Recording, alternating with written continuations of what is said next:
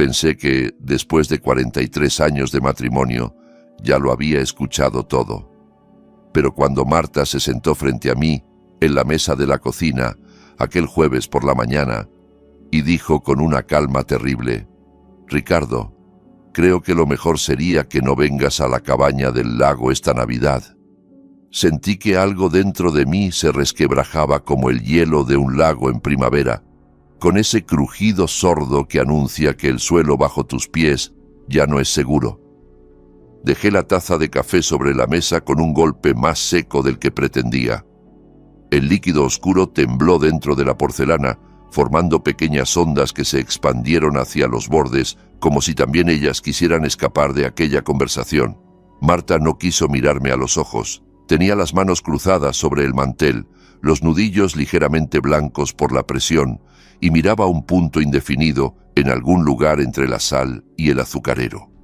Llevaba el pelo recogido en ese moño descuidado que usaba cuando no esperaba visitas, y pensé, absurdamente, en cuántas mañanas la había visto exactamente así, con esa misma bata azul desteñida, preparando el café mientras yo leía el periódico.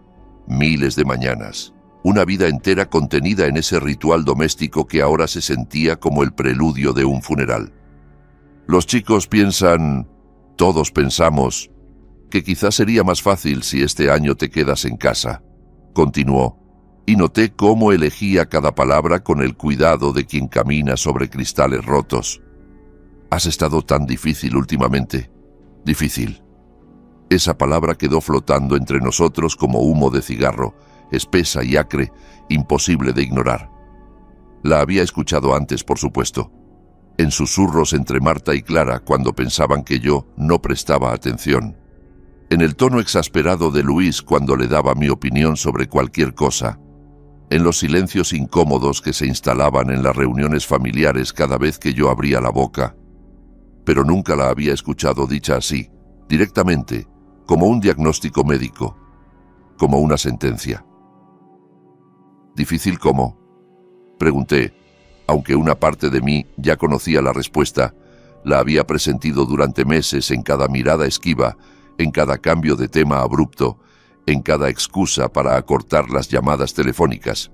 Marta usó ese tono que había empezado a emplear desde hacía más o menos un año, paciente pero tenso, como si le explicara algo elemental a un niño particularmente lento. Un tono que me hacía sentir como un problema que resolver, no como un esposo con quien conversar. Tú sabes cómo, Ricardo. En Acción de Gracias discutiste con Luis sobre su negocio. En el cumpleaños de Clara hiciste aquel comentario sobre los tatuajes de su novio. Están cansados de andar con cuidado contigo, de medir cada palabra para no provocar una de tus reacciones.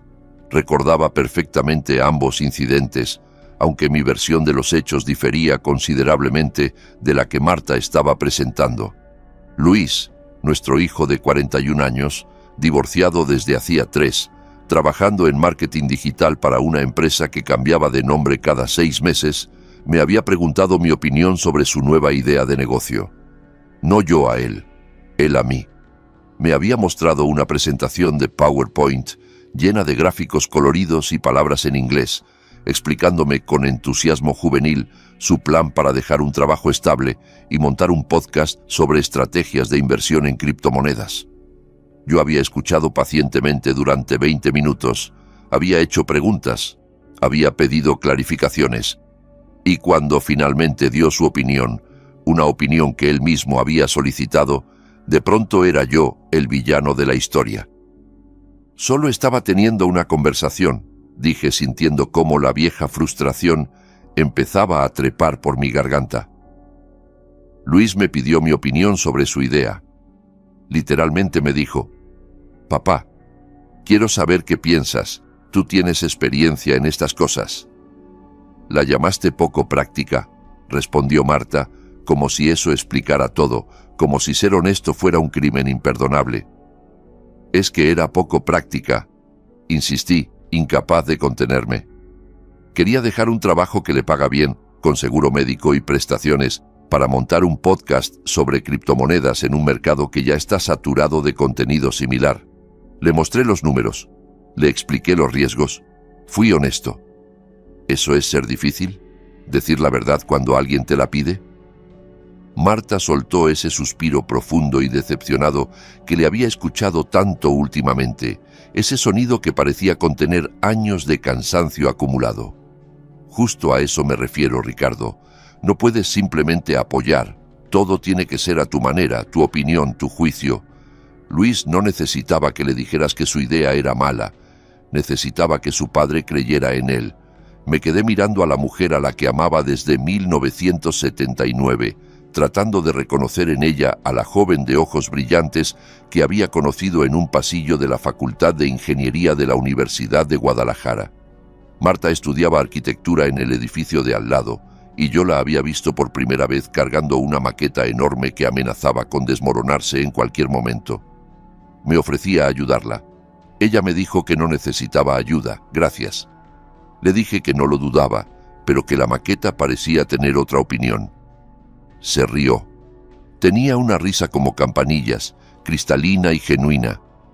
Nos casamos 2 años después, demasiado jóvenes según nuestras familias, demasiado pobres según cualquier estándar razonable. Construimos una vida juntos desde los cimientos, literalmente.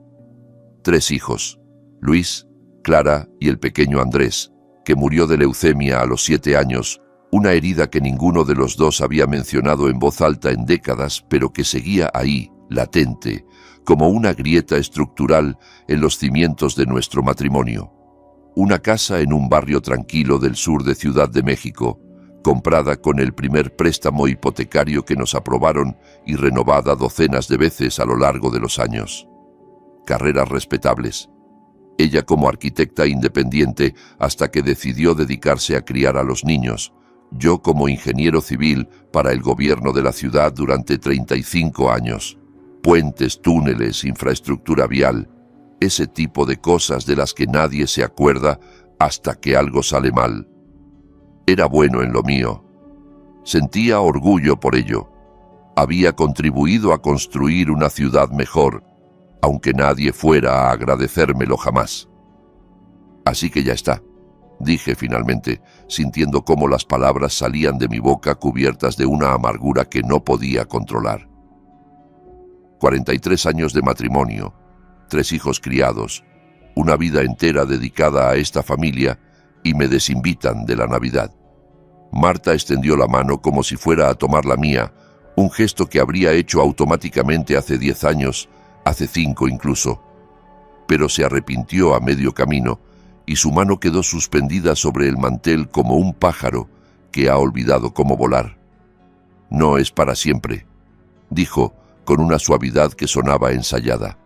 Solo este año, para darle espacio a todos, para que las cosas se calmen. Podrías pasarla con tu hermano Antonio. Hace tiempo que no lo ves. Mi hermano Antonio vivía en Monterrey desde hacía 15 años, después de que una oferta de trabajo lo alejara de la capital. Hablábamos 2 veces al año, con suerte, en nuestros cumpleaños respectivos, cuando la obligación familiar se volvía imposible de ignorar. Nuestras conversaciones eran cordiales pero vacías, llenas de lugares comunes sobre el clima y la salud, desprovistas de cualquier intimidad real. La idea de pasar la Navidad con él, en su casa de fraccionamiento residencial rodeado de una esposa a la que apenas conocía y unos sobrinos que no me recordarían sin una presentación formal, era tan deprimente que casi me hace reír. «Claro», dije, porque no había nada más que decir. Esa noche me quedé despierto mientras Marta dormía a mi lado, su respiración profunda y regular como siempre, aparentemente imperturbable por la conversación que había destrozado algo fundamental entre nosotros. La casa estaba silenciosa, demasiado silenciosa. Los ruidos nocturnos que antes me resultaban familiares, el crujido de las tuberías, el zumbido del refrigerador, el ocasional ladrido de algún perro lejano, ahora sonaban como los últimos estertores de una vida que se estaba apagando. Pensé en todas las Navidades en la cabaña del lago, esa tradición familiar que habíamos empezado cuando Luis tenía 5 años y cabía entero en mi regazo. La cabaña había sido una compra impulsiva, un capricho que Marta y yo nos habíamos permitido después de un año particularmente bueno, cuando un bono inesperado nos permitió soñar en grande por primera vez. Estaba en Valle de Bravo, a 2 horas de la ciudad, cerca de un lago artificial que en invierno se cubría de una neblina fantasmal que lo hacía parecer sacado de un cuento de hadas. Durante 36 años, cada diciembre sin excepción, habíamos hecho el viaje familiar, primero con los niños pequeños peleándose en el asiento trasero, luego con adolescentes malhumorados que fingían que preferían quedarse en casa, más tarde con nueras y yernos y finalmente con nietos que corrían por todas partes dejando un rastro de juguetes y migajas de galleta. La nieve artificial que espolvoreábamos en las ventanas porque el clima nunca era lo suficientemente frío para la verdadera. La chimenea crepitando con leña de encino que yo mismo cortaba cada año. El estofado de res con chile guajillo que Marta preparaba siguiendo la receta de su abuela y que ninguno de nosotros había logrado replicar jamás. Los regalos amontonados bajo un pino que olía a bosque y a infancia.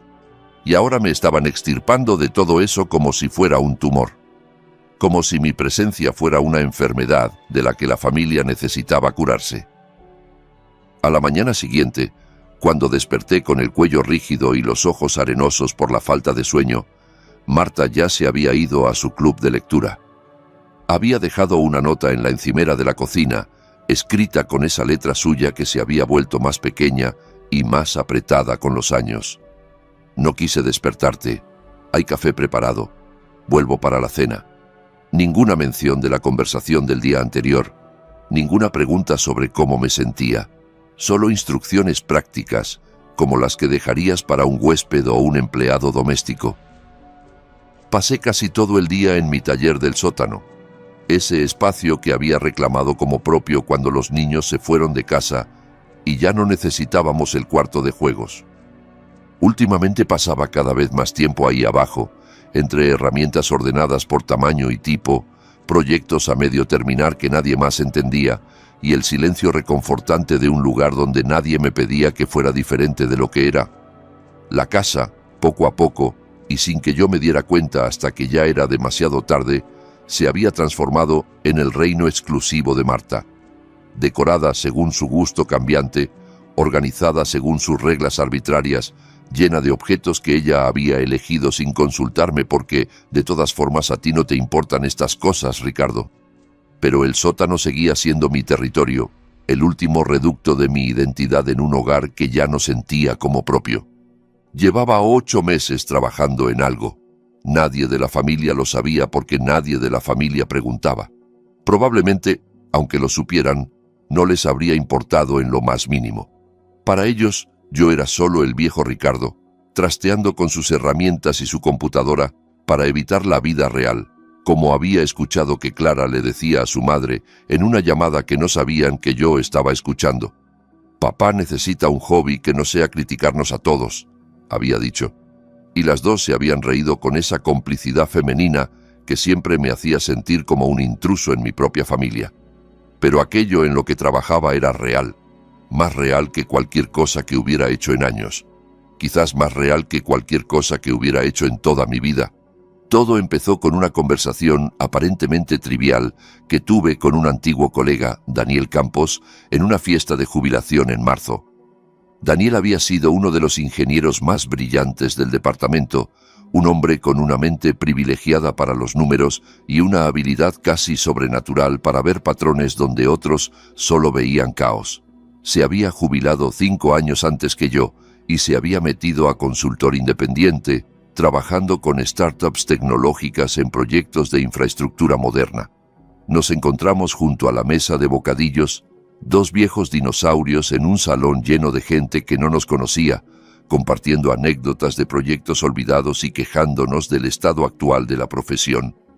Entre el tercer y el cuarto whisky, Daniel mencionó algo que me quedó dando vueltas en la cabeza durante días, semanas, meses.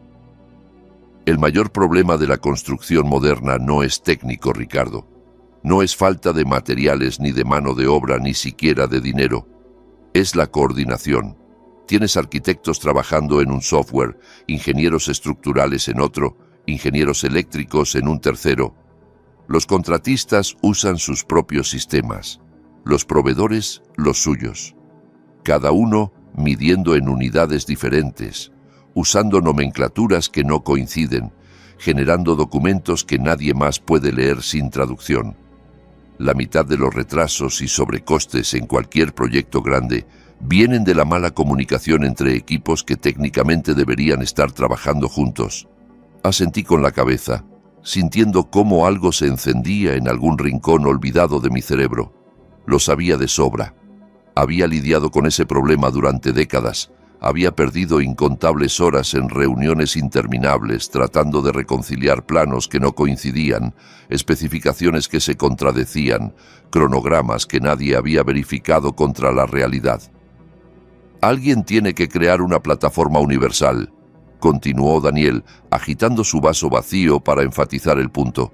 Algo que traduzca en tiempo real todos esos sistemas, que unifique la información, que permita que todos los involucrados en un proyecto vean lo mismo al mismo tiempo, con inteligencia artificial quizá para automatizar las conversiones y detectar inconsistencias antes de que se vuelvan problemas. Una herramienta así podría ahorrar miles de millones en la industria global, cambiaría todo el panorama de la construcción. Lo dijo como quien comenta el clima o el resultado de un partido de fútbol, y luego pasó a quejarse de su juego de golf y de los dolores de espalda que no lo dejaban practicar el swing como antes. Pero yo no pude dejar de pensar en sus palabras, porque sabía algo que Daniel no sabía, algo que casi nadie en el mundo conocía, algo que había permanecido dormido en mi memoria durante casi 3 décadas, esperando el momento adecuado para despertar. En los 90, cuando trabajaba en la coordinación de una de las nuevas líneas del metro de la ciudad, me había enfrentado exactamente al problema que Daniel describía. Teníamos más de 200 contratistas involucrados en el proyecto, cada uno con sus propios métodos, sus propios formatos, su propia manera de hacer las cosas. El caos era absoluto, los retrasos se acumulaban, los costes se disparaban, los políticos presionaban, y yo, un ingeniero de 40 años con más terquedad que recursos, decidí que tenía que haber una manera mejor. Pasé 6 meses desarrollando un sistema de coordinación. No era nada sofisticado desde el punto de vista tecnológico, apenas un protocolo estandarizado de comunicación, una serie de formatos universales, un método para verificar que la información fluía correctamente entre todos los equipos. Era analógico, basado en papel y en reuniones presenciales, limitado por las herramientas disponibles en aquella época. Pero funcionaba. Funcionaba tan bien que lo adoptaron como estándar para el resto del proyecto y luego para otros proyectos de infraestructura pública durante años. Legalmente el sistema pertenecía al gobierno de la ciudad. Yo había firmado los papeles correspondientes sin pensarlo demasiado, como se firman esas cosas cuando uno es empleado y no tiene abogados que le expliquen las implicaciones. Con el tiempo, mi creación quedó sepultada bajo capas de burocracia y obsolescencia tecnológica, reemplazada por soluciones más modernas que, irónicamente, nunca funcionaron tan bien como mi viejo protocolo de papel y reuniones. Pero yo todavía tenía los principios fundamentales grabados en la memoria, la metodología, la lógica subyacente, el esqueleto del sistema esperando ser revestido con la carne de la tecnología moderna. Esa noche, después de la fiesta de jubilación, no pude dormir. Me levanté a las 3 de la mañana y bajé al sótano, donde encendí mi vieja computadora y empecé a escribir. No código todavía, solo ideas, diagramas, flujos de trabajo, conexiones entre conceptos que habían estado flotando en mi cabeza durante décadas sin encontrar un lugar donde aterrizar. Cuando Marta se despertó a las 7, yo seguía ahí abajo, rodeado de papeles garabateados y tazas de café frío, con los ojos ardiendo pero la mente más clara de lo que había estado en años. «¿Qué haces aquí tan temprano?», preguntó, asomando la cabeza por la puerta del sótano con expresión de preocupación y algo de fastidio. «Nada», mentí. «Solo estaba organizando algunas cosas». No le conté lo que realmente estaba haciendo porque sabía exactamente cómo reaccionaría. Otra de las fases de Ricardo, otro proyecto que empezaría con entusiasmo y abandonaría en unas semanas. Otra señal de que no sabía cómo manejar la jubilación, como le había comentado a su amiga Patricia en una cena a la que yo supuestamente no estaba prestando atención. Así que mantuve mi secreto y empecé a trabajar de verdad. No solo a pensar o planear o soñar, sino a construir. Aprendí Python por mi cuenta, empezando desde cero con tutoriales de YouTube y cursos gratuitos en línea. A los 66 años, descubrí que mi cerebro todavía era capaz de absorber información nueva, de hacer conexiones, de resolver problemas. Estudié aprendizaje automático hasta que los conceptos dejaron de ser jeroglíficos y empezaron a tener sentido. Leí todo lo que pude sobre tecnología aplicada a la construcción moderna: BIM, IoT, sensores inteligentes, análisis predictivo. Marta pensaba que solo perdía el tiempo frente al ordenador, viendo videos de conspiraciones como todos los viejos, según le había escuchado decir. Los chicos hacían bromas sobre el abuelo aprendiendo a programar cuando venían de visita, ese tono condescendiente que usan los jóvenes cuando hablan de tecnología con los mayores, como si hubiera una fecha de caducidad para la capacidad de aprender. ¿Ya descubriste cómo mandar un email, papá?, preguntaba Luis entre risas. No le enseñes a usar TikTok, que nos llena el teléfono de videos raros, bromeaba Clara. Se reían y yo sonreía, guardando mi secreto como un tesoro, alimentándolo con cada hora robada al sueño, con cada momento en que la familia me creía vegetando frente a la pantalla. Para Julio tenía un prototipo rudimentario, no era más que una prueba de concepto, un esqueleto de código que demostraba que la idea era viable. Para septiembre, el esqueleto tenía músculos y tendones, funciones que realmente hacían algo útil. Para noviembre, después de incontables noches en vela, de docenas de versiones descartadas, de frustraciones que casi me hacen rendirme y de pequeños triunfos que me recordaban por qué valía la pena seguir, tenía una plataforma funcional. No era bonita. La interfaz parecía diseñada por alguien que había aprendido sobre estética visual leyendo manuales de instrucciones de electrodomésticos. Pero funcionaba. Vaya si funcionaba. La probé con datos antiguos de proyectos a los que todavía tenía acceso, archivos que había guardado a lo largo de los años más por nostalgia que por utilidad práctica. Los resultados me dejaron sin aliento. El sistema podía reducir el tiempo de coordinación entre equipos hasta en un 60%.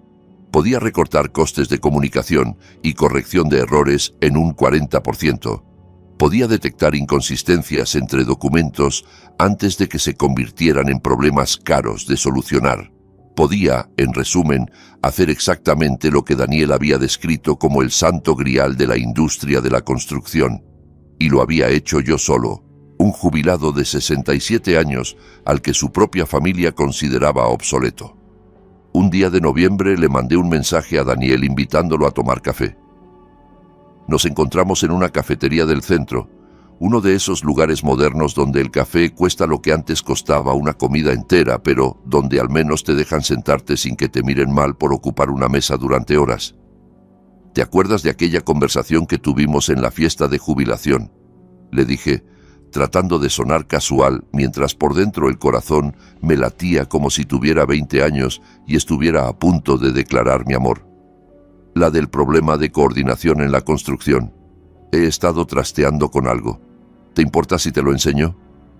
Abrí mi portátil y le mostré la plataforma. Le expliqué la lógica, le demostré las funciones principales, le enseñé los resultados de las pruebas. Daniel miró la pantalla durante 5 minutos sin decir absolutamente nada.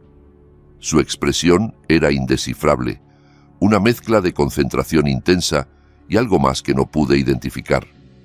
Yo empecé a sudar, convencido de que había cometido un error terrible al enseñarle mi trabajo, de que me iba a decir que era una tontería, que perdía el tiempo, que debería dedicarme a jugar dominó como los demás jubilados de mi edad. Cuando finalmente levantó la vista de la pantalla, me miró como si me estuviera viendo por primera vez, como si el Ricardo que había conocido durante 30 años se hubiera transformado en alguien completamente diferente delante de sus ojos. «Ricardo», dijo despacio, pronunciando cada sílaba con un cuidado que me puso los pelos de punta. «¿Entiendes lo que es esto?» «Una plataforma de coordinación», respondí, encogiéndome de hombros, tratando de minimizar algo que había consumido cada momento libre de los últimos 8 meses de mi vida. Como lo que describiste aquella noche, solo que funcional. Daniel negó con la cabeza, y por un momento terrible pensé que iba a confirmar mis peores miedos. No, Ricardo, esto no es solo una plataforma de coordinación, esto es una idea de miles de millones de dólares. Esto puede cambiar la industria de la construcción a nivel global. ¿Cuánto llevas trabajando en esto? Unos 8 meses, dije. Más o menos. Se rió, pero no era una risa normal. Era el sonido de alguien que ha visto algo imposible y todavía está procesando su existencia. ¿Tú solo hiciste esto en 8 meses? ¿Sin equipo, sin financiamiento, sin infraestructura? No es tan complicado, respondí, aunque por dentro estaba empezando a entender que quizás sí lo era, que quizás lo que había creado era más significativo de lo que me había permitido creer. Los principios básicos son sólidos. Llevan décadas funcionando en mi cabeza. Solo necesitaba traducirlos a tecnología moderna. Daniel se recostó en su silla, mirándome con una expresión que no le había visto jamás. Respeto genuino, mezclado con algo parecido al asombro. Ricardo, conozco gente, inversionistas serios, fondos de capital de riesgo, ejecutivos de empresas tecnológicas que están desesperados por encontrar exactamente lo que tú has construido. ¿Puedo enseñarles esto? ¿Me das permiso para hacer algunas llamadas? Me encogí de hombros, sintiendo una extraña ligereza en el pecho, como si me hubieran quitado de encima un peso que no sabía que estaba cargando. ¿Qué tenía que perder? Mi familia ya me consideraba obsoleto. Mi opinión no valía nada para las personas que supuestamente me querían. Si el mundo exterior tampoco me tomaba en serio, al menos habría intentado algo. Al menos habría demostrado, aunque fuera solo para mí mismo, que todavía era capaz de crear. Claro, dije. ¿Por qué no? Eso fue hace 3 semanas, y desde entonces mi vida había cambiado de maneras que todavía estaba tratando de procesar. Daniel se movió con una rapidez que me dejó aturdido. En cuestión de días, me había conectado con una firma de inversión llamada Apex Capital, con sede en el Distrito Financiero de Ciudad de México. Se especializaban en tecnología para la construcción y la infraestructura, un nicho muy específico que significaba que entendían exactamente el problema que mi plataforma resolvía. Estaban interesados, muy interesados. Interesados de una manera que me hacía sentir como un adolescente en su primera cita, nervioso y emocionado y completamente fuera de mi elemento. Tuvimos reuniones, muchas reuniones, en salas de conferencias con paredes de cristal y vistas panorámicas de la ciudad que yo había ayudado a construir. Hicieron preguntas técnicas que respondí con la autoridad de alguien que lleva décadas pensando en estos problemas. Hicieron preguntas de negocio que respondí con la practicidad de alguien que ha visto demasiados proyectos fracasar por falta de planificación realista. Hicieron preguntas de mercado que respondí con datos y ejemplos concretos extraídos de mi experiencia. Les impresionó mi conocimiento del sector, mi capacidad para anticipar objeciones, mi visión clara de cómo la plataforma podía evolucionar y escalar. Usted conoce esta industria mejor que muchos que tienen la mitad de su edad, me dijo uno de los socios, un hombre de traje impecable que probablemente ganaba en un mes lo que yo había ganado en un año. Y por primera vez en mucho tiempo me sentí visto, no como el viejo Ricardo que molesta con sus opiniones, no como el jubilado que no sabe adaptarse, sino como un profesional con conocimientos valiosos que ofrecer. Querían seguir adelante, querían invertir sumas de dinero que me parecían sacadas de una novela de ciencia ficción, y más aún, querían adquirir la tecnología por completo, comprar los derechos de la plataforma y contratarme como asesor técnico principal para supervisar el desarrollo durante los próximos años. La cifra que mencionaron en la oferta final me mareó tanto que tuve que pedir un vaso de agua y sentarme durante varios minutos antes de poder responder. $8,5 millones solo por la compra inicial, con bonificaciones adicionales si la plataforma cumplía ciertos objetivos de rendimiento durante los siguientes 5 años. podía llegar a 20 millones en total. 20 millones de dólares por una idea que había nacido en mi sótano, alimentada por café frío y la terquedad de un viejo que se negaba a aceptar que su vida útil había terminado. No se lo conté a Marta, tampoco a los chicos. ¿Qué iba a decirles? ¿Se acuerdan de que piensan que soy difícil y anticuado? ¿Se acuerdan de que les parezco tan irrelevante que me excluyeron de la Navidad familiar? Pues resulta que acabo de crear algo que podría cambiar toda una industria y hacerme millonario en el proceso.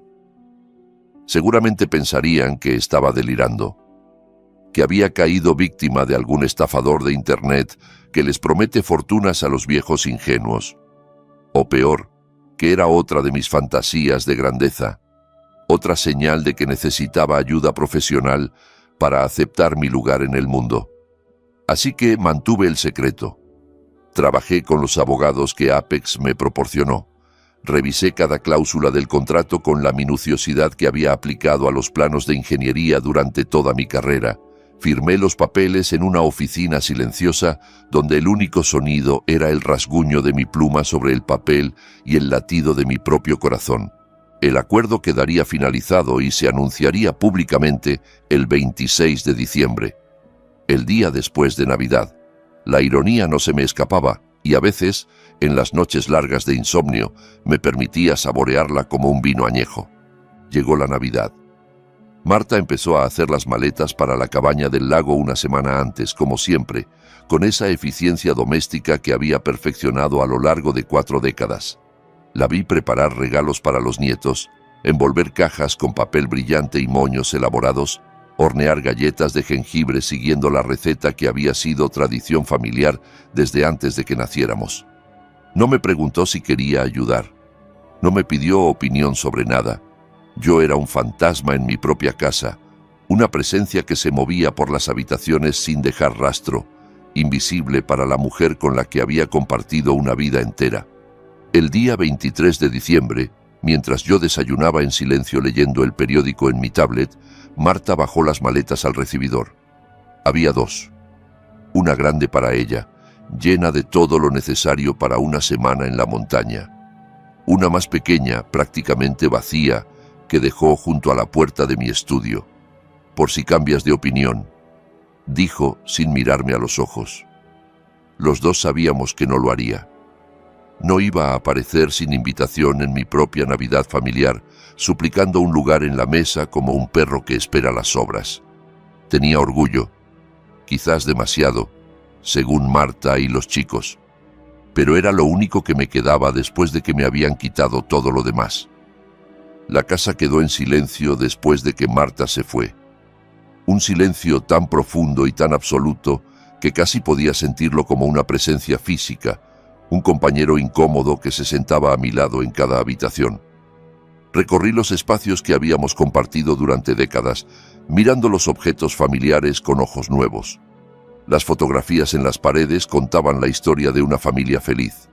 Bodas, graduaciones, nacimientos, cumpleaños.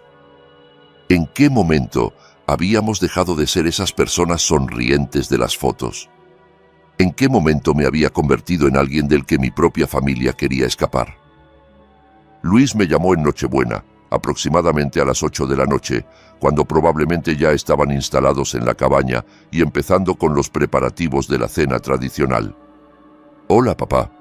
Su voz tenía ese tono cuidadoso que había aprendido a reconocer, el tono de alguien que está cumpliendo una obligación. «Solo quería desearte feliz Navidad». «Feliz Navidad, hijo», respondí, tratando de que mi voz sonara normal, tratando de ocultar la mezcla de dolor y rabia y tristeza que me apretaba el pecho. «¿Cómo está todo por allá?» «Llegaron bien». Hubo una pausa antes de que respondiera, y en esa pausa pude escuchar el ruido de fondo de la cabaña. Risas, música navideña, el crepitar del fuego en la chimenea, todos los sonidos de una celebración de la que yo había sido excluido. «Todo bien, papá. Mamá dijo que decidiste no venir este año, que necesitabas tiempo para ti. Decidiste». Esa era una forma de contarlo, una versión revisada de la historia que les permitía a todos sentirse menos culpables. No te excluimos porque nos resultas incómodo. No preferimos no tenerte cerca porque tus opiniones nos molestan, sino decidiste no venir, como si hubiera sido mi elección, como si yo hubiera rechazado una invitación que nunca me hicieron. Estoy bien. Mentí. Disfruten de la cabaña. Denles un abrazo a los niños de mi parte. Sí, claro. Otro silencio incómodo. Quizás el año que viene, ¿no? Quizás las cosas se calmen y podamos, ya sabes, estar todos juntos otra vez. Quizás, dije, y colgué antes de que mi voz me traicionara. Me senté en la sala con un vaso de whisky, el bueno que guardaba para ocasiones especiales y que ahora parecía tan apropiado como cualquier otra cosa. La casa estaba decorada para la Navidad porque Marta había insistido en poner árbol, luces, guirnaldas, toda la producción completa, aunque yo fuera a pasar las fiestas solo. Para que no te sientas tan triste, había dicho, como si la tristeza pudiera combatirse con adornos brillantes. El resultado era casi obsceno. Una celebración vacía en una casa vacía, un escenario preparado para una fiesta a la que nadie había sido invitado. Parecía el set de una película, o quizás un museo. Navidad tradicional mexicana, año 2024. Observe cómo el hombre mayor contempla los símbolos de una felicidad que ya no le pertenece.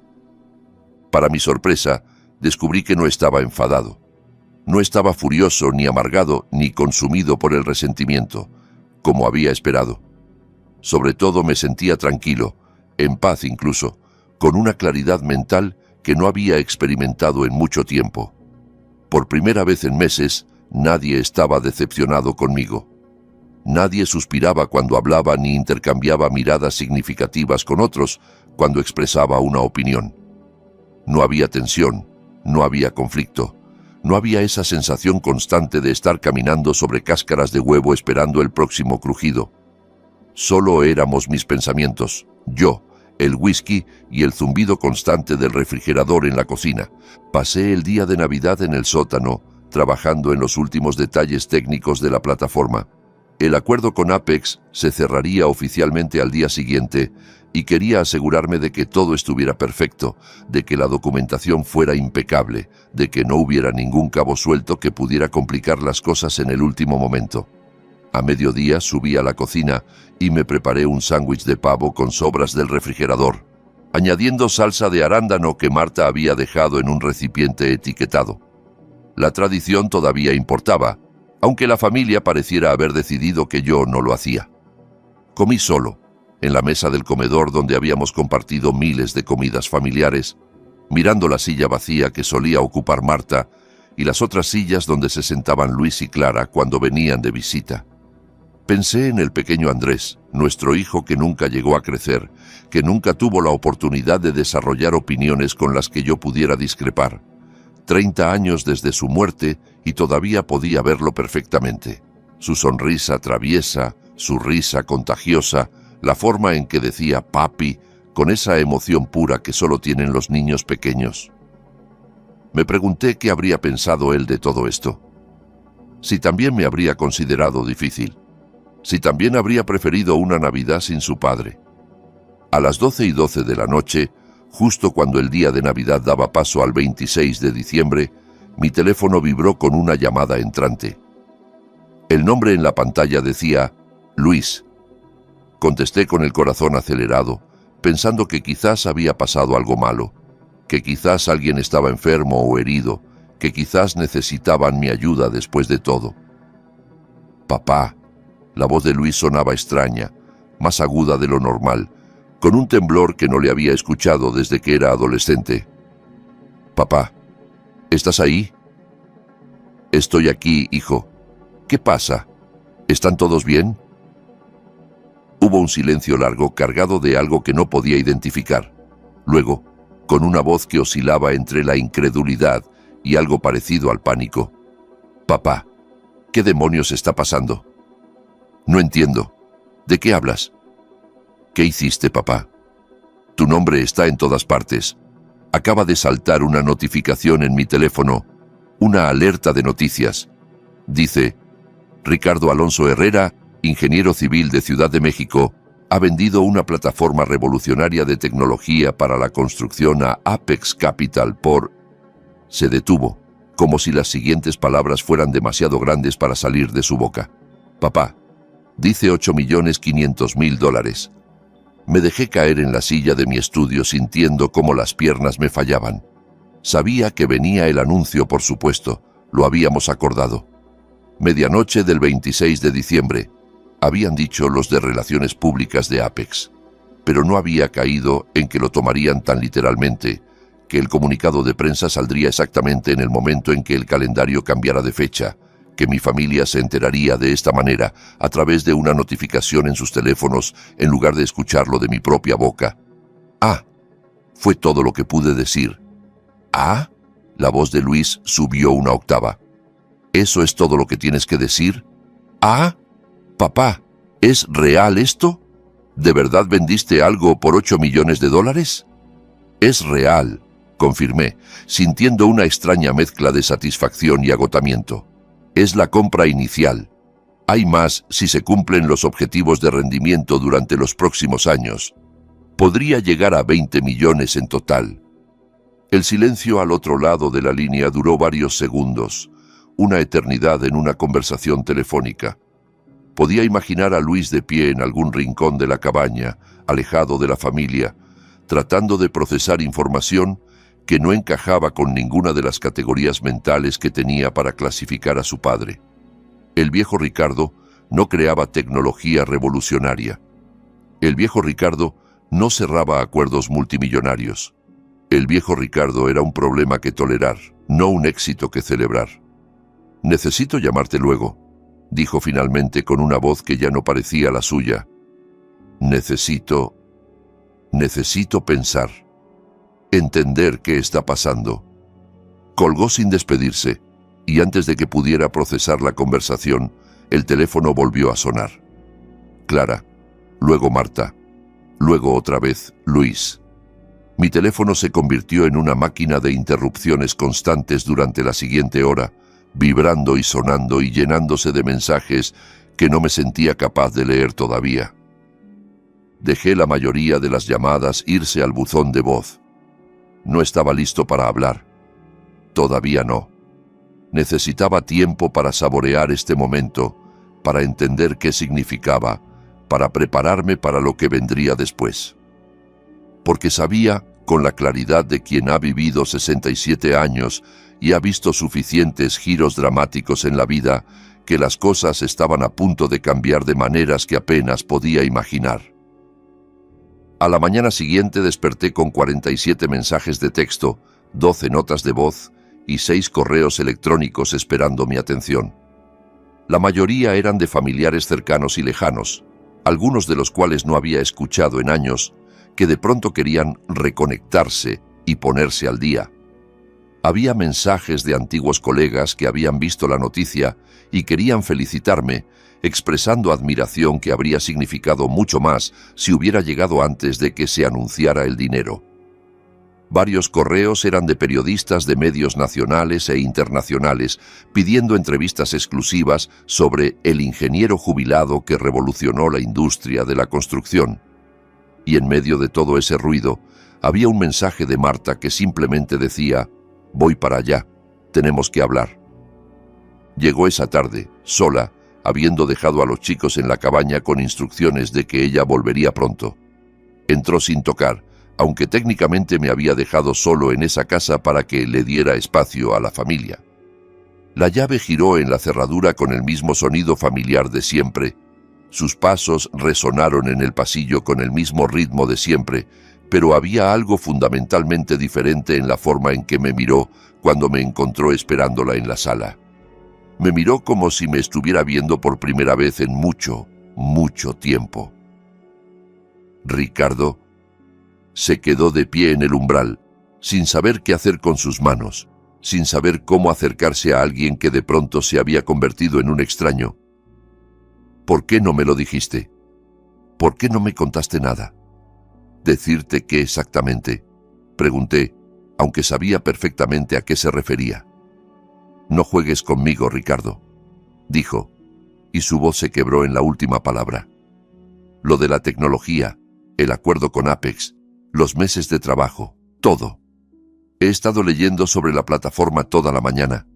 Los artículos dicen que es la innovación más importante en coordinación de construcción en décadas. ¿Y yo no sabía nada? ¿Tu propia esposa no tenía ni idea? La miré de verdad, tratando de ver más allá de la mujer que me había excluido de la Navidad, tratando de encontrar a la Marta de la que me había enamorado tantos años atrás. Llevaba puesto el suéter que le había regalado la Navidad anterior, un suéter de lana color burdeos que había elegido con cuidado porque ese tono le quedaba bien con sus ojos. Me había dado las gracias educadamente cuando lo abrió, pero nunca se lo había puesto. Lo había guardado en un cajón, olvidado junto con otras cosas que yo le había dado y que aparentemente no merecían espacio en su vida cotidiana. Y ahora lo llevaba puesto, como si el gesto tuviera algún significado, como si pudiera borrar meses de desinterés con una prenda de vestir. ¿Te habría interesado?, pregunté, sin rencor pero sin falsedades tampoco. Si te hubiera dicho hace 8 meses que estaba trabajando en una plataforma de software, ¿me habrías escuchado? ¿Me habrías tomado en serio? ¿O habría sido otra cosa de la que burlarte con Clara y tus amigas del club de lectura? Abrió la boca para responder. La cerró. Sus ojos se llenaron de lágrimas que no llegaron a caer. «Eso no es justo», dijo finalmente. «¿No?» Me levanté del sillón sintiendo cómo el cansancio de los últimos meses se mezclaba con una rabia antigua que había estado conteniendo demasiado tiempo. ¿Cuándo fue la última vez que alguien en esta familia me preguntó en serio en qué estaba trabajando? No por compromiso, no por cortesía, sino con interés genuino. ¿Cuándo fue la última vez que a alguien le importó mi opinión sobre algo que no fuera para decirme que estaba equivocado? Podrías haber dicho algo, insistió Marta, pero su voz había perdido fuerza, como si ella misma supiera que el argumento no se sostenía. Podrías haber compartido lo que estabas haciendo. Dije muchas cosas, Marta. Tenía opiniones, ideas, pensamientos sobre todo tipo de temas. Y tú, los chicos, todos ustedes, dejaron muy claro que esas opiniones ya no eran bienvenidas, que era más fácil para todos si me quedaba callado y no causaba problemas, que mi papel en esta familia era sonreír, asentir y mantener la boca cerrada. Marta se sentó en el sofá, hundiendo la cabeza entre las manos. Parecía haber envejecido 10 años desde la última vez que la vi, 3 días atrás. Toda esa energía que siempre la había caracterizado, esa vitalidad que me había atraído desde el primer momento, se había apagado como una vela a la que le falta oxígeno. «Los chicos se sienten fatal», dijo con una voz amortiguada por sus palmas. «Estoy seguro de que sí. Luis está destrozado. Dice que no tenía ni idea de que estuvieras trabajando en algo tan importante, que siempre pensó que solo estabas perdiendo el tiempo». Completé la frase por ella. Resistiéndome a aceptar la jubilación, pasando por una crisis de la tercera edad, levantó la cabeza y me miró con ojos enrojecidos. «¿Cómo sabes que dije eso?» «Laura Morales», respondí, nombrando a una de sus amigas más cercanas, una mujer que siempre me había parecido más honesta que diplomática. «Me la encontré en el supermercado hace unas semanas. Pensó que debía saber lo que estabas diciendo de mí en el club de lectura. También pensó, y cito textualmente, que había sido cruel». Marta se estremeció, como si la hubiera golpeado físicamente. Las lágrimas finalmente cayeron, silenciosas, resbalando por sus mejillas y goteando sobre el suéter burdeos que nunca antes se había puesto. «Lo siento», dijo, y por primera vez en mucho tiempo la disculpa sonó genuina. «Lo siento mucho, Ricardo, por todo, por no escucharte, por no tomarte en serio, por pensar que era solo». Se secó las lágrimas con el dorso de la mano. «Por pensar que era solo mi marido viejo y terco, incapaz de adaptarse a cómo es el mundo ahora. Por tratarte como un problema que manejar en lugar de como un compañero que respetar. Soy viejo», admití, sintiendo cómo algo se aflojaba en mi pecho, una tensión que había estado cargando sin darme cuenta. «Y terco», Eso también es verdad. Pero no estoy obsoleto. Nunca lo estuve. Solo necesitaba que alguien me diera la oportunidad de demostrarlo. No, susurró Marta. No estás obsoleto. Nunca lo estuviste. Nosotros fuimos los ciegos. Nos quedamos un rato en silencio, cada uno procesando a su manera lo que estaba pasando, lo que había pasado, lo que podría pasar después. El reloj de la sala marcaba los segundos con su tic-tac constante, el mismo sonido que había marcado 4 décadas de nuestra vida juntos. Finalmente, Marta levantó la vista y me miró con una vulnerabilidad que no le había visto en años. «¿Qué pasa ahora?», preguntó. «Con nosotros, con todo, con esta familia que te ha tratado tan mal». Lo había estado pensando toda la noche, dando vueltas en la cama mientras el sueño me eludía, tratando de imaginar diferentes futuros posibles y decidir cuál de ellos quería perseguir. «El acuerdo con Apex se cerró oficialmente esta mañana», dije. «Quieren que empiece a trabajar como asesor en enero, ayudando a su equipo de desarrollo a escalar la plataforma. Hablan de expansión internacional, de alianzas con las mayores constructoras del mundo, de revolucionar la industria». Marta asintió, procesando la información. «No me refería a eso», dijo. «Me refería a nosotros. Así hay un nosotros todavía. Así puedes perdonarnos. Así quieres perdonarnos». La miré durante un largo momento tratando de encontrar las palabras adecuadas para expresar algo que ni yo mismo entendía completamente. «Creo que necesitamos hablar», dije finalmente. «De verdad. Sobre los últimos años, sobre cómo llegamos hasta aquí, sobre si esto tiene arreglo o si estamos tratando de resucitar algo que ya murió hace mucho tiempo». «¿Quieres arreglarlo?», preguntó, y había tanto miedo en su voz que casi pude saborearlo. Esa era la pregunta central, ¿no? La pregunta que había estado evitando durante meses porque la respuesta me asustaba tanto como la situación misma. ¿Quería volver a ser el familiar al que todos toleraban pero no respetaban? ¿Quería pasar el resto de mis años caminando sobre cáscaras de huevo, haciéndome más pequeño para que los demás se sintieran más grandes, sacrificando pedazos de mí mismo en el altar de la paz familiar? «No lo sé», respondí, con la honestidad brutal que aparentemente era mi marca registrada.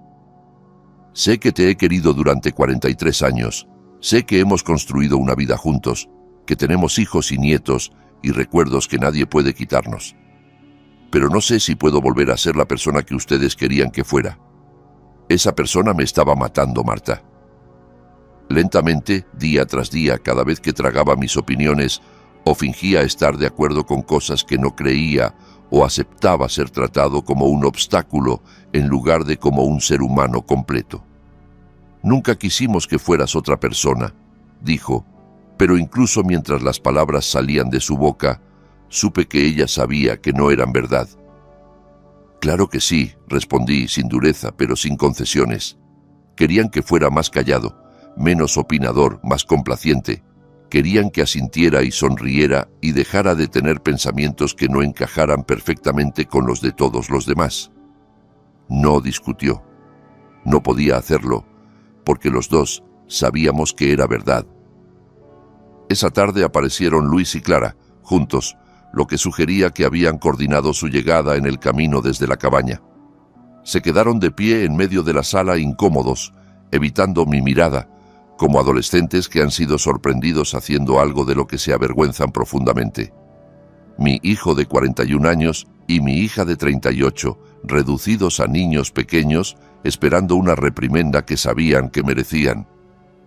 «Papá», empezó Luis, con una voz que temblaba ligeramente. «Te debemos una disculpa. Muchas disculpas en realidad». «Varias», añadió Clara, dando un paso adelante como si necesitara estar más cerca para que sus palabras tuvieran más peso. «Por cómo te hemos tratado, por cómo te hemos hecho sentir, por todo». Esperé, sin facilitarles el camino, sin ofrecer la absolución fácil que probablemente esperaban. Si querían reconciliarse, tendrían que trabajar para ello.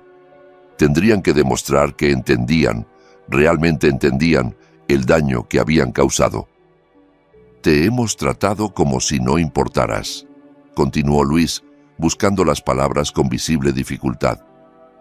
Como si tu experiencia, tu conocimiento, tus ideas, todo lo que has aprendido en 67 años de vida estuvieran pasados de moda, como si fueras un mueble viejo que hay que tolerar porque tirarlo sería demasiado complicado. Y nos equivocamos. Nos equivocamos mucho, papá. Lo que hiciste, dijo Clara, lo de la plataforma, es increíble. He estado leyendo todo lo que pude encontrar en Internet. Los artículos técnicos dicen que podría revolucionar la coordinación en proyectos de construcción a nivel global. Un periodista la llamó la solución más innovadora que ha salido de América Latina en la última década. Otro dijo que eras el ejemplo perfecto de que la experiencia y la edad son activos, no pasivos. No me importa lo que digan los periodistas, respondí, sintiendo cómo una parte de mí se resistía a dejarse ablandar tan fácilmente. No hice esto para impresionar a extraños ni para aparecer en los periódicos. «¿Entonces qué te importa?», preguntó Luis con genuina curiosidad en su voz. «¿Qué necesitas de nosotros?». Me tomé un momento para pensar la respuesta, porque era importante, porque todo lo que dijera a partir de ahora definiría el futuro de mi relación con mi familia. «Me importa que me respeten», dije finalmente. «No porque ahora tenga dinero o porque salga en las noticias, sino porque soy su padre y he vivido 67 años en este planeta. Quizás, solo quizás, sé algunas cosas que valen la pena escuchar». Los dos asintieron con la cabeza, mirando al suelo como si estuvieran recibiendo una lección que llegaba demasiado tarde. «Me importa formar parte de una familia que me valore por quien soy», continué. «No por quien les gustaría que fuera. Me importa poder tener conversaciones donde mis opiniones no se descarten automáticamente solo porque soy mayor, o porque no entiendo las redes sociales, o porque recuerdo perfectamente lo que pasó la última vez que alguien intentó hacerse rico con un esquema basado en criptomonedas». «El podcast no era solo sobre criptomonedas», murmuró Luis, con un atisbo de su viejo humor defensivo. «Iba a ser sobre estrategias de inversión en general». Lo miré, levantando una ceja. «Era sobre criptomonedas», dije. Sonrió apenas, una sonrisa pequeña y avergonzada que me recordó al niño que solía ser. «Bueno, sí. Era casi todo sobre criptomonedas. Tenías razón, siempre tienes razón sobre esas cosas». Clara dio un paso adelante, acortando la distancia entre nosotros. «Papá, ¿podemos empezar de cero? No me refiero a borrar todo lo que pasó porque eso sería imposible y deshonesto, pero intentar hacerlo mejor, aprender de nuestros errores, tratarte como mereces ser tratado». «Depende», dije mirándolos a los dos. «¿Están aquí porque me respetan o porque de pronto valgo 8 millones de dólares?» La pregunta quedó flotando en el aire, incómoda pero necesaria. Luis fue el primero en responder, con una honestidad que me sorprendió. «Por las dos cosas», admitió. «Sería hipócrita si dijera que el dinero no fue lo que nos hizo despertar. Pero eso no significa que estemos equivocados al reconocer que hemos sido idiotas. Hemos sido idiotas, papá. Idiotas egoístas y ciegos. Y si tuvo que pasar esto, si tuviste que convertirte en millonario para que finalmente nos diéramos cuenta de cómo te estábamos tratando, entonces me alegro de que haya pasado, aunque me dé una vergüenza enorme que fuera necesario llegar a este punto». Aprecié la honestidad. Era más de lo que esperaba, y quizás era suficiente para empezar a reconstruir algo. «Esto es lo que necesito», dije. «Necesito espacio, tiempo para pensar, tiempo para descubrir qué quiero del resto de mi vida, que quizás sea otra 20 de años si la genética de mi familia y mi terquedad sirven de algo. No voy a prometer cenas familiares, ni fines de semana en la cabaña, ni fingir que todo está bien cuando claramente no lo está». «Es justo», dijo Clara asintiendo. «Y otra cosa», añadí, «si vamos a reconstruir algo, tiene que ser de verdad, no solo todos portándose bien porque se sienten culpables o porque piensan que van a heredar algo». Luis hizo una mueca, como si el golpe hubiera dado en el blanco. «¿Nos lo merecemos?» «Sí», asentí. «Se lo merecen». Se fueron después de otra hora de conversación. Una hora llena de silencios incómodos y tentativas de conexión y promesas que todavía estaban por cumplirse. Hicieron compromisos, expresaron intenciones, pidieron perdón de diferentes maneras y con diferentes palabras. Pero a mis 67 años ya sabía que las intenciones no significan nada sin acciones concretas que las respalden. Las palabras son fáciles. Lo difícil es vivir de acuerdo con ellas cuando nadie está mirando. Las semanas siguientes fueron un torbellino de actividad y atención que me dejó exhausto y extrañamente energizado al mismo tiempo. La historia de la venta de la plataforma se convirtió en noticia nacional, apareciendo en los principales periódicos y noticieros del país. Recibí solicitudes de entrevistas de revistas de negocios, podcasts sobre tecnología, programas de radio e incluso una llamada de los productores de un famoso programa sobre emprendedores preguntando si me interesaría aparecer como asesor invitado o como caso de estudio. Rechacé casi todas las solicitudes. No me interesaba la fama ni la atención mediática, solo quería trabajar. Apex Capital me habilitó una oficina en su sede del centro de Ciudad de México, en uno de esos rascacielos de cristal que yo había visto construirse décadas atrás, cuando la ciudad todavía estaba encontrando su identidad vertical. Mi oficina no era ostentosa, pero tenía todo lo que necesitaba. Una computadora potente, una pizarra blanca enorme donde podía diagramar ideas, una vista de la ciudad que se extendía hasta donde alcanzaba la vista. Habían contratado a un equipo de 12 ingenieros de software, todos más jóvenes que mis hijos, para ampliar y escalar la plataforma, y querían que yo estuviera involucrado en cada decisión importante, que mi experiencia guiara el desarrollo, que mi visión diera forma al producto final. Era estimulante de una manera que no había sentido en años. Por primera vez en mucho tiempo, quizás décadas, me sentía verdaderamente vivo. Tenía un propósito más allá de simplemente existir, más allá de ser el marido de Marta, o el papá de Luis y Clara, o el ingeniero jubilado que está pasando por una etapa. Estaba construyendo algo otra vez. Estaba dejando mi marca en el mundo, demostrando que la experiencia y la edad eran ventajas competitivas, no impedimentos. Marta y yo empezamos terapia de pareja en enero, para mi sorpresa iniciativa de ella. Todos los jueves por la tarde, después de mi día de trabajo en Apex, nos sentábamos en el consultorio de la doctora Elena Herrera, una psicóloga especializada en relaciones de larga duración, e intentábamos deshacer nudos que se habían ido formando durante 43 años de convivencia.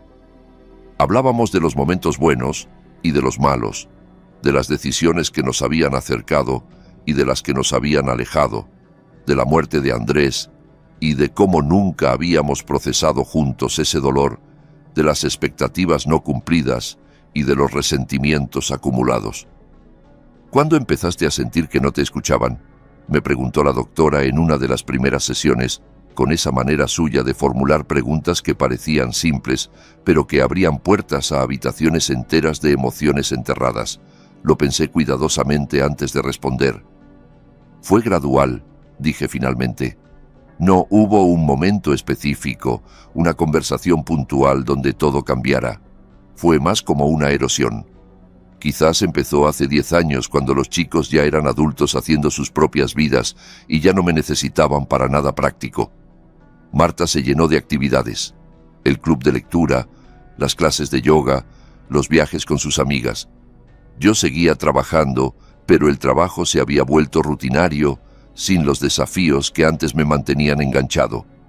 Creo que poco a poco todos dejaron de verme como alguien que seguía creciendo y cambiando. Me encasillaron en sus cabezas como papá o Ricardo, una figura fija, inmutable, cuyo papel era dar estabilidad sin exigir nada a cambio. ¿Y cómo te hacía sentir eso?, preguntó la doctora. Como ir muriendo lentamente, respondí, y Marta ahogó un sollozo a mi lado.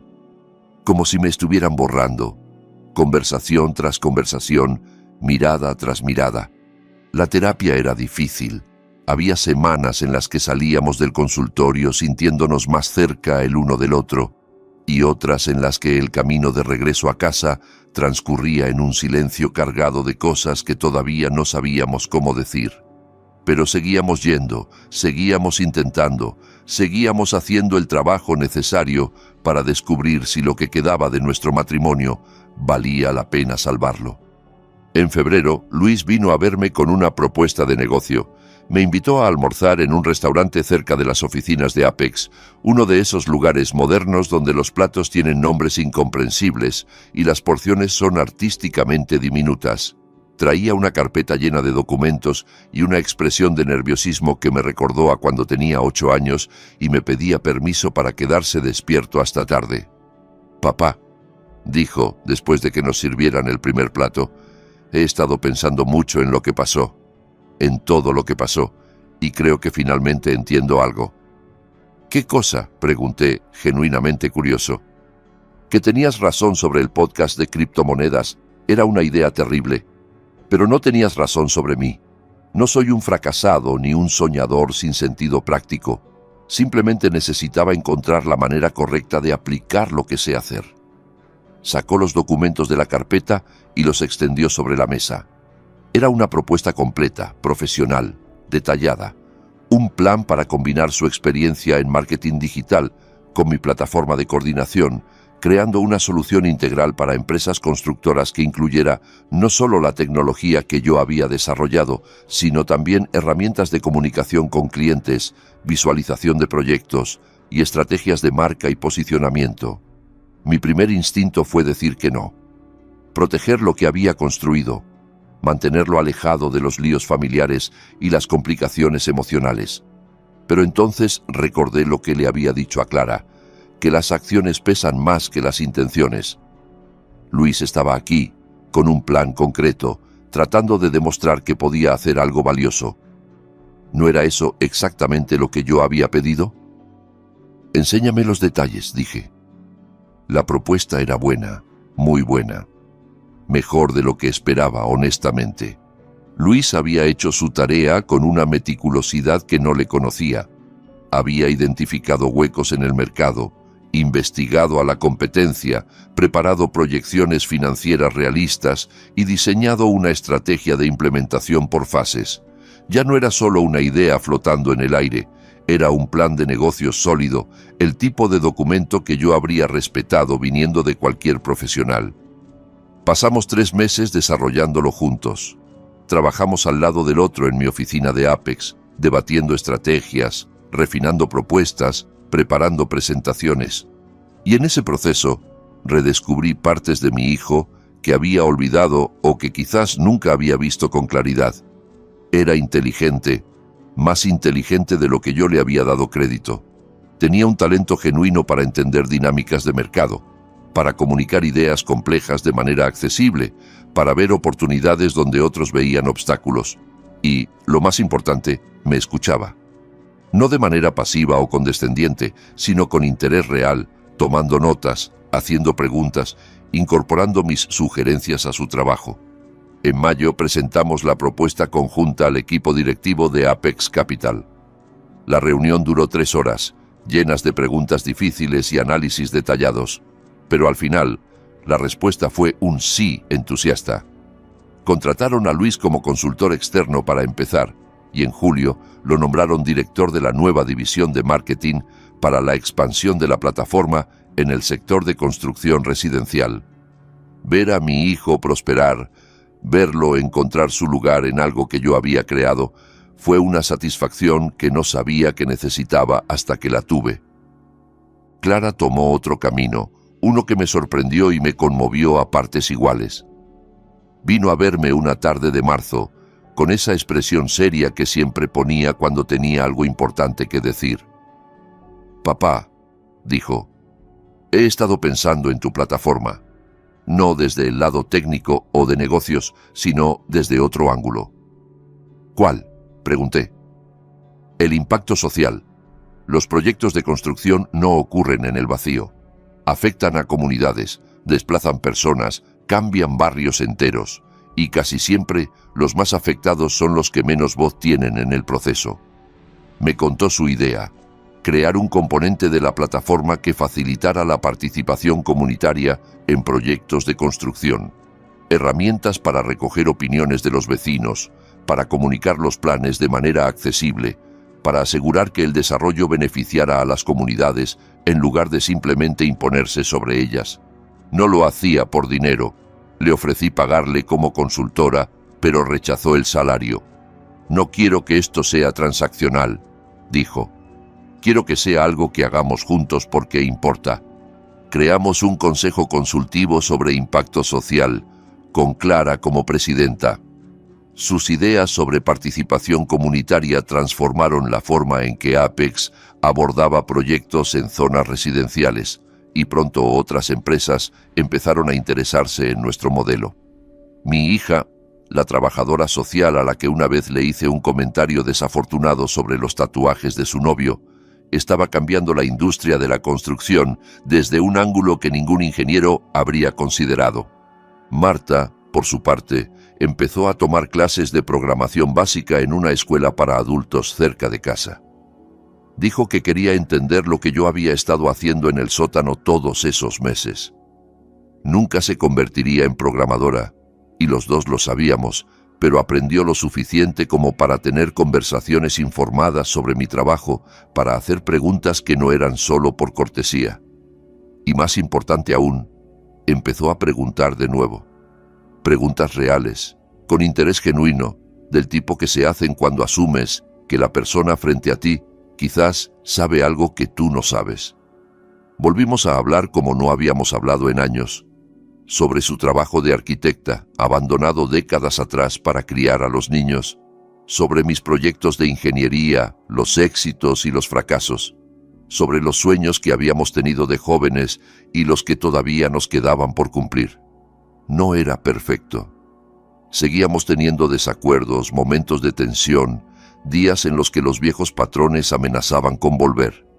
Pero era diferente, era honesto, era real. Para Navidad, exactamente un año después de aquella que había pasado solo en una casa decorada como un mausoleo, las cosas eran profundamente distintas. No perfectas, no mágicamente curadas de todas las heridas, pero distintas en las formas que realmente importaban. Fuimos a la cabaña del lago como familia, todos. Luis llegó con su nueva novia, una arquitecta llamada Fernanda que ya conocía mi plataforma por su trabajo y que quería discutir aplicaciones prácticas durante la cena. Clara trajo a su novio, el de los tatuajes sobre el que había hecho aquel comentario inoportuno, y descubrí que se llamaba Marcos, que era paramédico con 15 años de experiencia y que era una de las personas más centradas y genuinas que había conocido en mucho tiempo. Los nietos corrían por todas partes, llenos de esa energía inagotable de la infancia, y yo los perseguía por el jardín cubierto de escarcha, sintiéndome más vivo que en años. En Nochebuena, después de la cena tradicional, el estofado de Marta y las galletas de jengibre, Luis me pidió que saliera con él a la terraza. Nos quedamos ahí de pie, mirando el lago cubierto de neblina invernal, el vaho de nuestro aliento formando nubes pequeñas que se disolvían en el aire frío. «Papá», dijo, con una voz seria que contrastaba con el ambiente festivo del interior, «necesito decirte algo. Algo que he querido decir durante todo el año, pero no encontraba las palabras ni el momento adecuado». «Adelante», dije preparándome para lo que fuera. «La Navidad pasada, cuando mamá te dijo que no vinieras a la cabaña, sentí alivio», confesó, y las palabras le salieron como si llevaran mucho tiempo atragantadas. «Pensé que sería más fácil sin ti. Menos tensión, menos posibilidad de discusiones, menos necesidad de andar midiendo cada palabra. Me sentí culpable por sentirme aliviado, pero eso no cambió el alivio». Se detuvo, respirando profundo antes de continuar. «Fue la peor Navidad de mi vida. No solo porque tú no estuvieras, aunque eso también. Fue porque nosotros hicimos que no estuvieras. Tomamos esa decisión. Te excluimos deliberadamente de algo que debería haber sido tuyo tanto como de cualquiera de nosotros. Y todo el tiempo, mientras fingíamos pasarla bien, no dejaba de pensar en ti solo en casa, mirando ese árbol de Navidad que mamá había decorado para nadie. Luis», Empecé a decir, pero me interrumpió con un gesto. Déjame terminar, papá. Necesito que escuches todo esto. Sus ojos estaban brillantes, húmedos con lágrimas que se negaba a dejar caer. Pensé en todas las Navidades de antes, en todas las veces que dabas un consejo o compartías una opinión y yo ponía los ojos en blanco, o cambiaba de tema, o buscaba una excusa para alejarme. En todas las veces que te traté como si fueras una obligación que había que aguantar, un obstáculo que sortear, en vez de alguien que nos quería y solo intentaba ayudarnos a su manera. Le temblaba la voz. Mi hijo de 42 años, llorando en la terraza de la cabaña, donde habíamos pasado tantas Navidades juntos. La plataforma es impresionante, continuó. Me cambió la vida, profesional y económicamente. Me dio una oportunidad que probablemente no merecía. Pero no es por eso que estoy aquí pidiendo perdón. Te pido perdón porque, aunque nunca hubieras creado esa plataforma, aunque solo te hubieras quedado en casa jubilado, trabajando en pequeños proyectos y viviendo tu vida tranquila, aún así habrías merecido algo mucho mejor de lo que te dimos.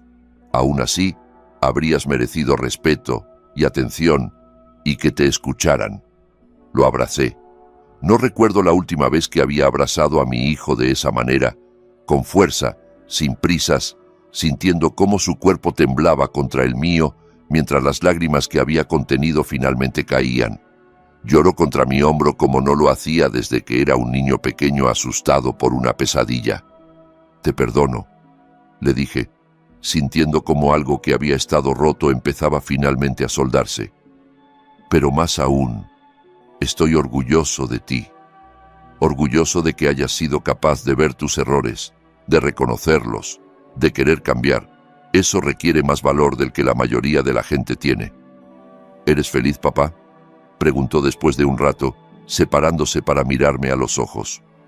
Ahora, con todo lo que ha pasado, ¿eres feliz? Lo pensé. La plataforma, el dinero, el reconocimiento profesional, la familia recomponiéndose poco a poco, todo eso era bueno, era importante, era más de lo que había imaginado cuando empecé a trabajar en el sótano un año atrás.